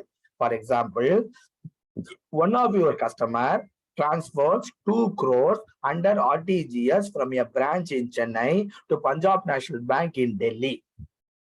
The moment customer's account is debited, either one authorizer or two authorizer or releaser releases the money where the money goes. As under RTGS, the money will go to a place called participant interface of Canara Bank. So what is the participant interface? Like your clearing section. For NEFT, you have a Mumbai some cell, no? Like that, a group of people will be monitoring the participant interface. What is the participant interface? So outward messages sent by Canara Bank will come to the participant interface. They will not straight away go to the other bank. Everything is a straight through process. So the money will come first after debiting the customer's account. The money will come to Canara Bank's participant interface. People in the like that, many amount will come and stand on queue. Many amount will come and stand on the queue from around 10,000 branches of Canara Bank to the participant interface. Money will go and stand. Many branches debited the account. Many money will go and stand there. Now, which money to be released first? So I told you real-time gross settlement is, that is actually. So the participant interface people, treasury wing people will be monitoring what is the balance in the current account of Canara Bank, which is Reserve Bank of India. Let us assume the balance is only 2 crores. Let's assume the balance is only 2 crores. You have a lot of outward messages standing in the participant interface. One message is 2 crores. The participant interface will release the 2 crores. The moment it releases, it will go to Reserve Bank of India server. After going to Reserve Bank of India server, Reserve Bank will find out this money has come from Canara Bank, debiting customer's account. So this money has to go to Punjab National Bank. So from Canara Bank, the money has come. That means Canara Bank's current account with me to be debited. Then I have to credit the money to Punjab National Bank's current account. So how it is the central server finds out the money has come from Canara Bank. The money has to go to Punjab National Bank. That is based on the IFSC. Okay, so Canada RBI server finds out the 2 crores have come straight away. The transaction will go to Canara Bank current account. The money will be debited. After the money debited in the Canara Bank current account only, the money will again, the transaction will again come to, that is Reserve Bank of India. Reserve Bank of India will send this money should go to Punjab National Bank. It will credit Punjab National Bank. The moment money is credited to Punjab National Bank, it will flow to participant interface of Punjab National Bank. The moment it goes to participant interface of Punjab National Bank, that participant interface will sense this money should go to PNB New Delhi branch through the IFSC. So money will straight away go there. The account number is there. Through the straight through process, money is credited there. There is no manual intervention. So real-time gross settlement means for every transaction, only if there is money in your current account, your money will be debited, the money will go. If the participant interface releases the money to the debit of Canara Bank without in the current account without no money, the debit will come back to you. So in that case, Reserve Bank of India will post penalty to the bank. Without funds, you have released the RTGS. That means at all point of time, the members in the participant interface will be managing the current account with Reserve Bank of India. how much money is there, how much money is waiting in the queue. So the moment you debited the customer's account in Canara Bank, within half an hour, your current account should be debited. So you cannot keep that participant interface money for a continuous long time. So the amount debited in the Canara Bank customer's account, it will go to participant interface. The participant, since there is no money in my current account, participant interface should not hold the debit for long time. Within half an hour, the participant interface should arrange for money in the current account of Canara Bank, and then the transaction should be sent through the Reserve Bank of India. So every transaction is on a real-time basis. That is why it is called, that is real-time gross settlement. Now the question is, which is not correct with regard to RTGS in our bank? Which is not correct with regard to RTGS in our bank? Let us see. RTGS participant interface is installed at Integrated Treasury and Investment Division, Mumbai. That is correct. What is participant interface? I explained to you. Point number 2. The nodal branch for RTGS transaction is Cafe Parade, Mumbai. Correct. Point number 3. RTGS credit to the beneficiary's account to happen within 30 minutes of receiving the funds transfer message at participant interface. For example, Punjab National Bank customer is sending the money to Canara Bank. So the money will come to Canara Bank. It will not straight away. Let us assume the Canara Bank customer is having account with the Tenampet, Chennai. So from Punjab National Bank, the money is coming. From Punjab National Bank, where the money will come? The money will come to participant interface of Canara Bank. The participant interface will send the money to Tenampet. So the moment money comes to the participant interface, inward remittances, within 30 minutes, customer's account to be credited. If the customer's account is not there, you got to return it to the sending bank. So point number 3, RTGS credit to the beneficiary's account to happen within 30 minutes of receiving the funds transfer message at the participant interface. Correct. If they ask what is the time, 30 minutes. RTGS transaction from rupees 1 crores to 100 crores requires an authorizer and releaser. Correct. RTGS transaction of rupees 1 crore to 10 crores requires an authorizer and a releaser.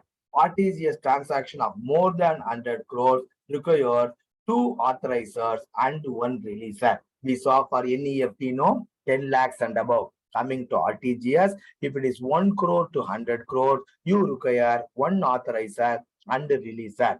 If the amount is, that is transaction is more than 100 crores, you require 2 authorizers and 1 releaser. So which is not correct? All of them are correct. None of them are not correct. So question number 1, what is the answer? None of these. Which is not correct? None of these. All of them are correct. Question number 1, answer is E. Question number 2, for funds clearance in outward RTGS.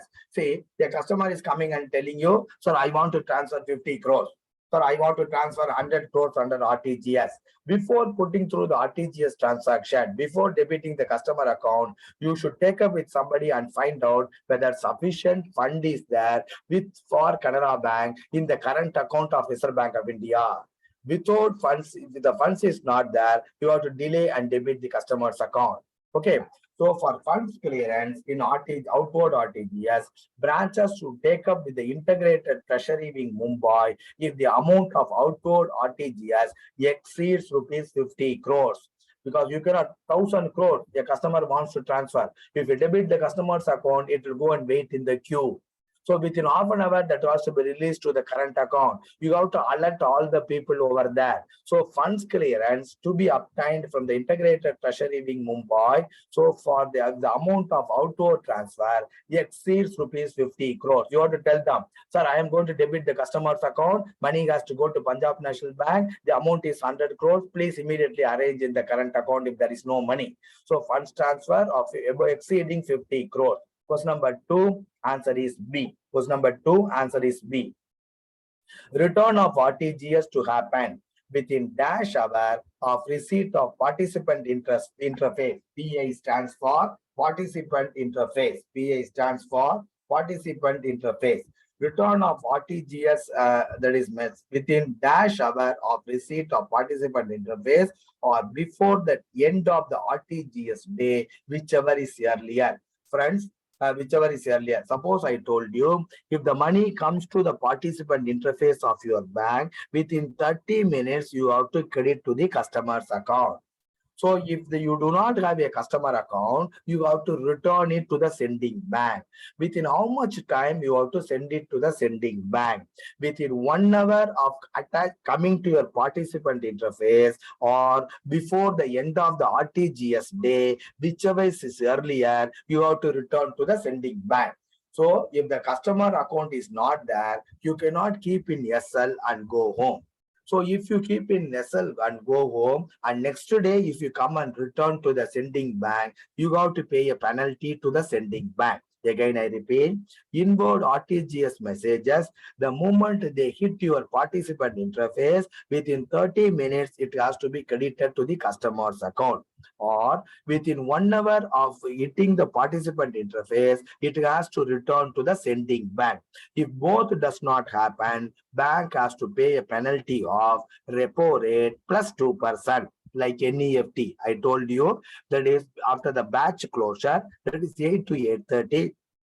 Before 10:30, if you are not crediting the customer account or if you are not returning to the sending bank, you have to pay a penalty of repo rate to plus 2%, either to the customer or to the sending bank. Similarly, in RTGS, if the money comes to your participant interface, within 30 minutes, you have to credit the customer's account. Or if you do not have that account, within 1 hour of hitting your participant interface, the money to be returned to the sending bank or before the end of the RTGS day, whichever is earlier. So in both the cases, if the delay is taken place beyond 30 minutes or beyond 1 hour, then bank has to pay a penalty of repo rate plus 2%, like your NEFT. Okay, sir. Now let us see. So return of RTGS to happen within 1 hour of receipt or participant interface or before the end of the RTGS day, whichever is earlier. Question number 3, answer is A. Question number 4, as per RBI guidelines, for delay in crediting the funds to the beneficiary account or for not returning the funds to the sending bank in time, the recipient bank has to pay a penalty of repo rate plus 2%. So question number 4, answer is B. There I gave the same question in a different form. So what is the rate today they have to pay? You know it is repo rate plus 2%. Today's repo rate is 6.25 plus 2, 8.25 I have given that. So you should take 8.25. Here you have to take repo rate plus 2%. Friends, both for NEFT delay, both for RTGS delay, it is repo rate plus 2%. Okay, sir. Question number 4, answer is B. Question number 4, answer is B. Question number 5. As per RBI guidelines dated 5th January 2021, it has been decided to introduce legal entity identifier system for all payment transactions of rupees dash crores and above, both initiating and receiving, undertaken by non-individuals other than government department and ministries by using RTGS and NEFT with effect from 1/4/2021. If they ask the date also, you should be able to answer. That is why I have given the date 1/4/2021. See, if an entity is putting through an RTGS transaction, either the sender is an entity or the receiver is an entity. So whenever an RTGS transaction is put through either in favor of an entity or by an entity other than individuals, you have to ask for the legal entity identifier. In some other class, in your credit policy or risk management policy, they would have talked to you about the legal entity identifier. Similarly, wherever the credit proposals are above 50 crores, there should be a LEI of the borrower. You also know the LEI is valid only for 1 year. It is a 20-digit numeral. LEI, with the help of LEI, what you can find out? With the help of LEI, you can find out all over the world whether how much he has availed the loan from various financial institutions, whether they are in overdue, etc. CIBIL, etc. within India. Through LEI, you can find out globally what is the finance he has availed from various financial institutions. It is a 20-digit numeral, not alpha numeral. It is valid only once in a year.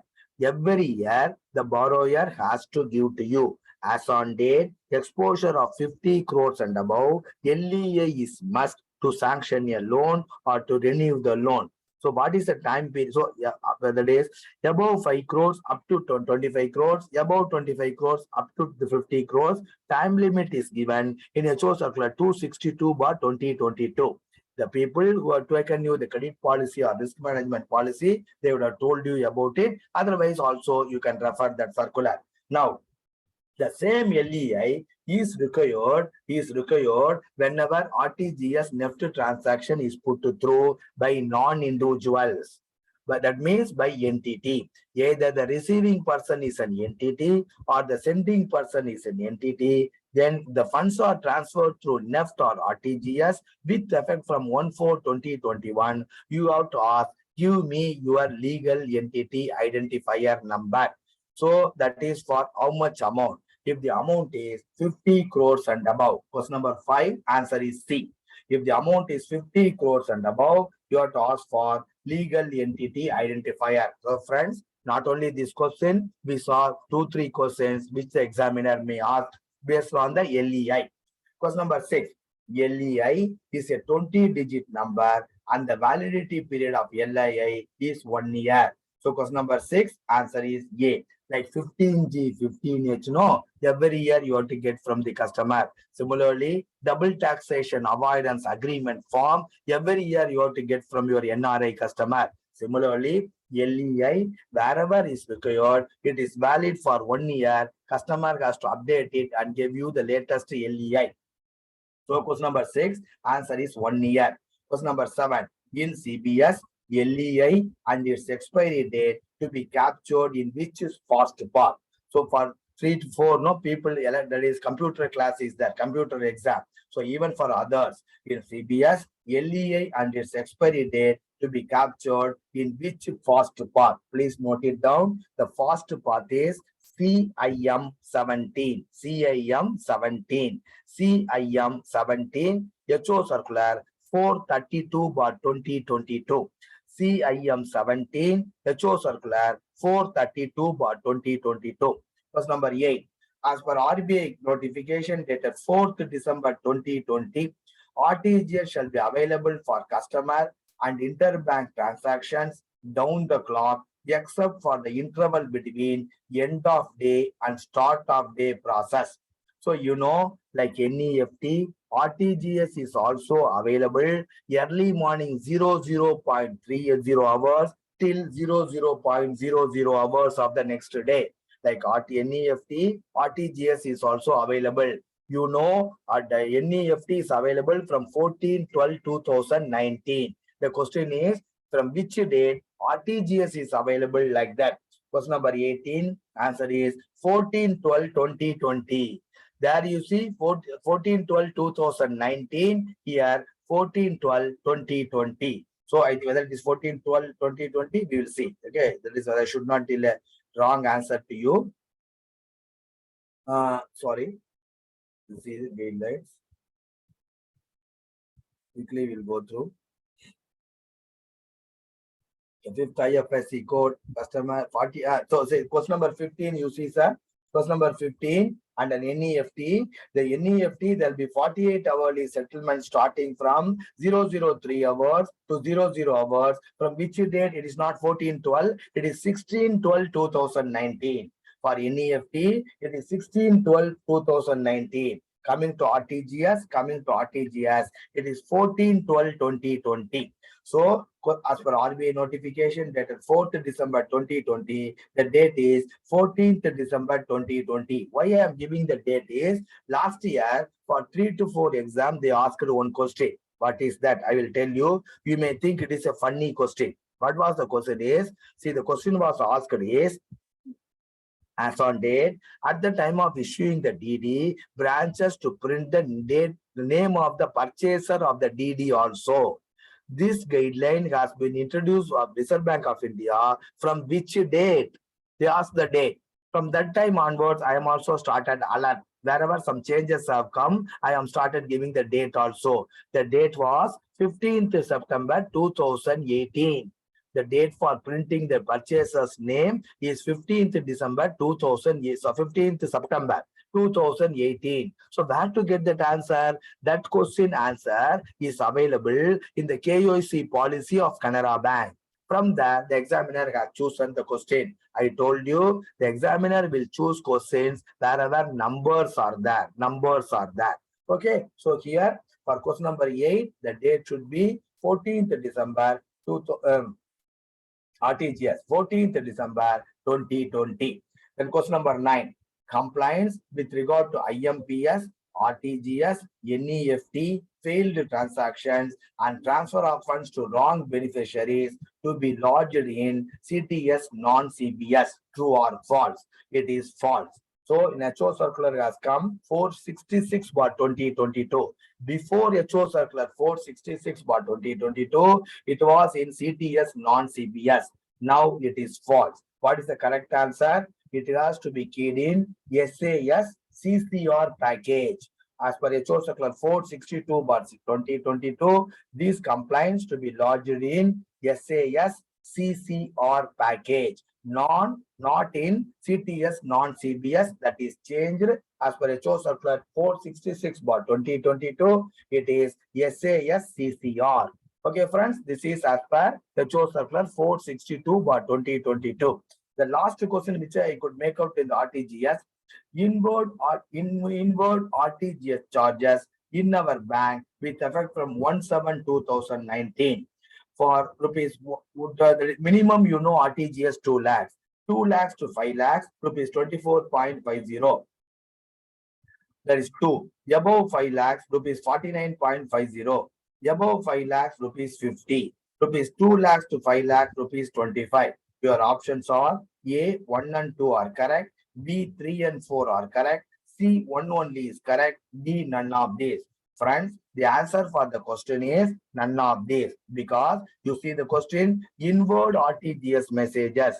For inward RTGS messages, there are no service charges. Only for outward RTGS message, there is a service charge. Like NEFT, less than 10,000, we saw 2.75 or something like that. No, like for RTGS, there are only 2 service charges. Only 2 slabs are there. That too, it is only for not an inward message, for outward message. What is the charges? The charges is rupees 2 to 5 lakhs, rupees 24.50, and above 5 lakhs, irrespective of the amount, 49.50. This is with effect from 1/7/2019. So from this question number 10, 3 points you got. One is from which date the present RTGS charges and NEFT charges with effect from 1/7/2019. 2 lakhs up to 5 lakhs, it is 24.50. Above 5 lakhs, it is 49.50. Both 1 and 2 are correct. In this question, it is not correct because it is an inward message. For inward message, no charges. Only for outward message, 1 and 2 are correct. So for question number 10, none of these. Question number 10, none of these. Friends, we will take up another important policy. So the time is not yet over. Another 4-5 minutes I got. Another 2 minutes or 3 minutes I got. 2-3 questions we will see. Important policy. So please go through the question paper. Tonight they may upload it. Tomorrow please come prepared. We have there is healthy discussion on this paper. It is an important policy for particularly higher level functionaries in the bank, officers and above. Policy on safe deposit lockers and safe custody articles. Policy on safe deposit lockers and safe custody articles, HO Circular 261/2022, and standard operating procedure for safe deposit lockers 154/2022. These circulars, that is higher level functionaries in the bank, should be thorough. What are all the important questions from there? I could make out 32 questions. Okay, we'll quickly go through. For whom lockers cannot be hired by the bank? Minor represented by guardian, for a firm, for companies, for illiterates, for visually impaired person, none of these. Friends, for all of them, you can hire locker. Maybe some additional precautions to be taken. That's all for all of them. For a minor represented by guardian, you can give a locker. For your firm comes for a locker, you can give. For companies, you can give locker. For illiterates, you can give locker. For visually impaired person also, you can give locker. For whom law codes cannot be hired, a negative question, none of these. That means for all of them, you can give the locker. For question number 1, your option should be F. Question number 2, which with question number 4, I will complete the day, sir. Which is not correct with regard to hiring of safe deposit lockers, which is not correct. Illiterates individually, if an illiterate wants a locker to be operated by himself, you can permit. Illiterate jointly with a literate, yes, you can permit. Illiterate jointly with a literate also, you can permit. Point number C, government departments, you can permit. NRIs, you can permit. Which is not correct with regard to hiring of safe lockers, all can hire, so none of these. Question number 2, your option is E, none of these. Question number 3, lockers to NRIs to be let out either singly or jointly with another NRI, singly or jointly with the close relative at the option of the NRI. If the NRI wants a locker in his name only, you can hire it out. If the NRI wants a locker jointly with another NRI, you can permit. If the NRI wants a locker jointly with his close relative, you can permit. So at the option of the NRI, you can give the locker to him. So question number 3, answer is D. Sir, question number 4, from this question number 4, 2-3 questions I expect from the exam. So I will ask you, you can note it down. Foreign national who have come to India for employment can be allotted lockers, true or false? Before going to this question, who is called a foreign national?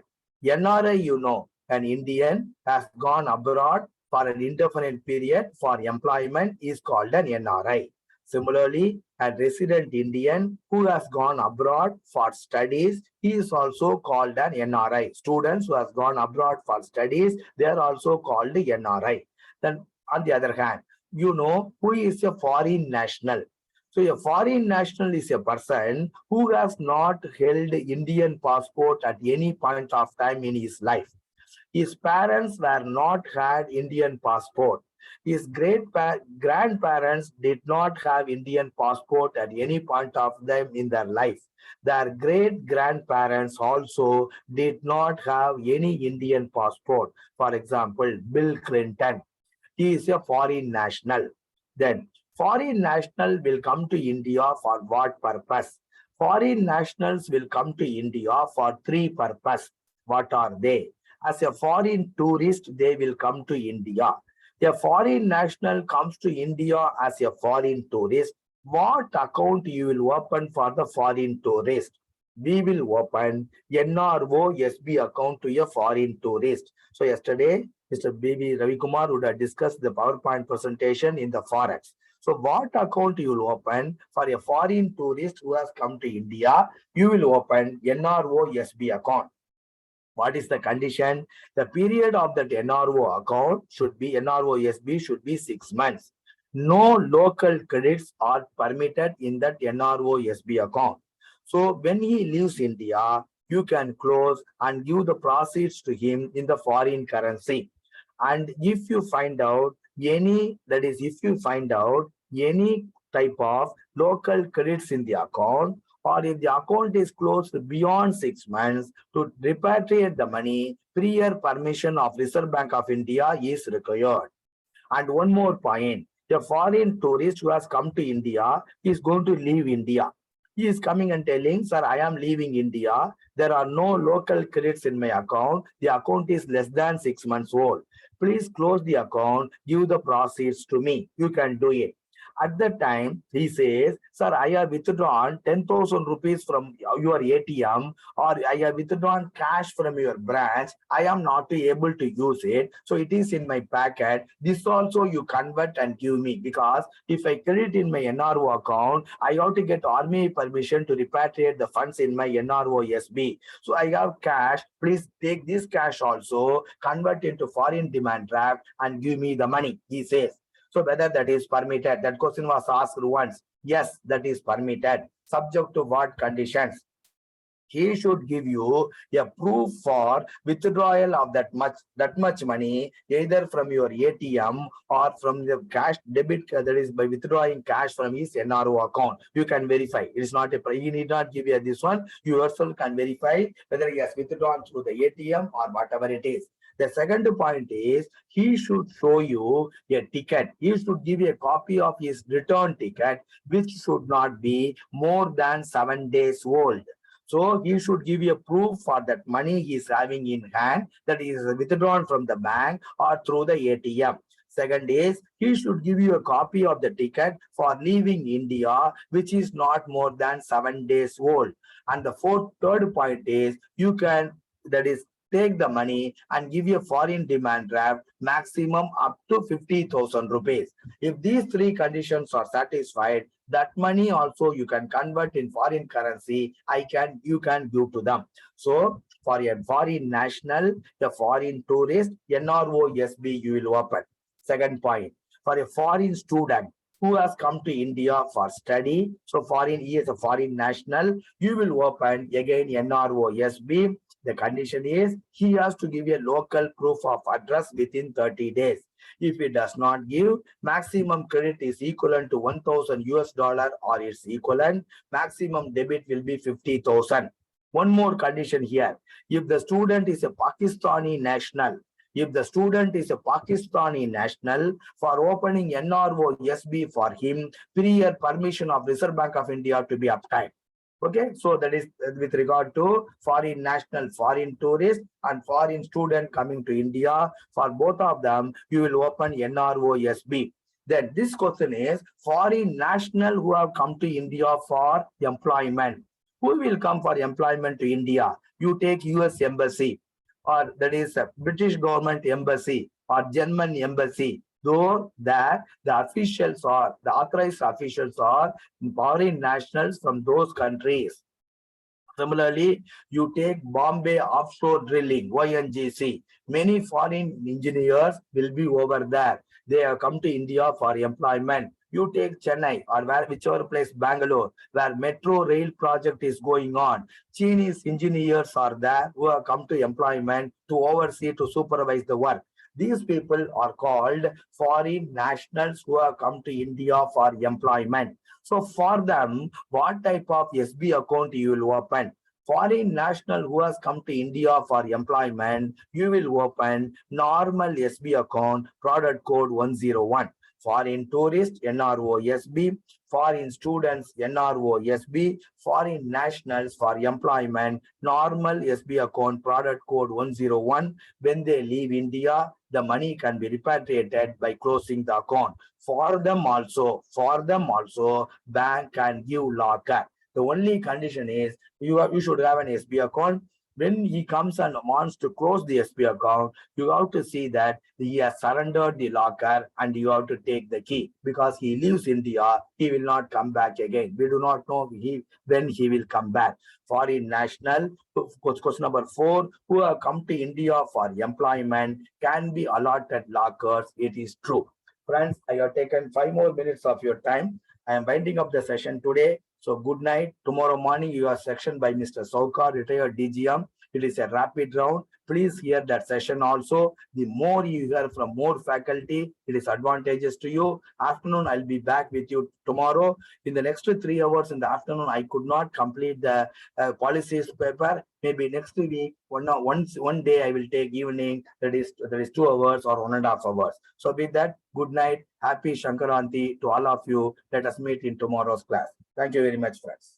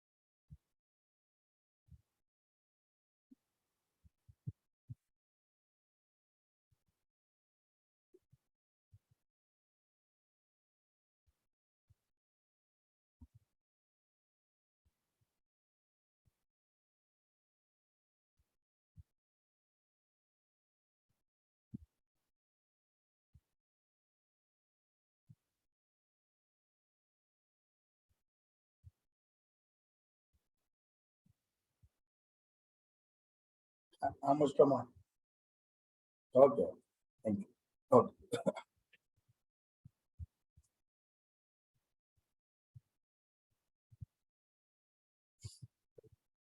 Thank you, sir.